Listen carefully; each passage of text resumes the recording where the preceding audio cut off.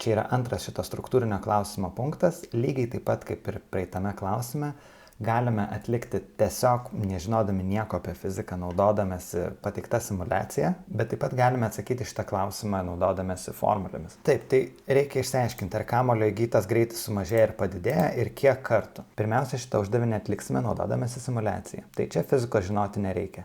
Tiesiog paspaudžiam pradėti, pažiūrim, kokį mums parodys greitį.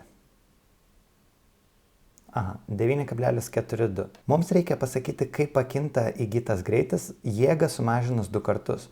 Tai ir sumažinkim šitą jėgą 2 kartus. Vėl spaudžiam pradėti.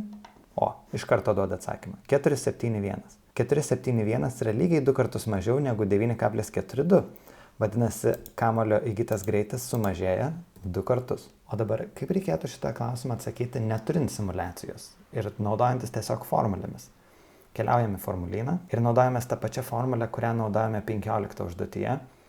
F kart delta t yra lygu masė kart greičio pokytis. Kadangi kūno greičio pokytis yra tiesiogiai proporcingas jį veikiančiai jėgai, tai jėgai sumažėjus 2 kartus sumažės ir greičio pokytis.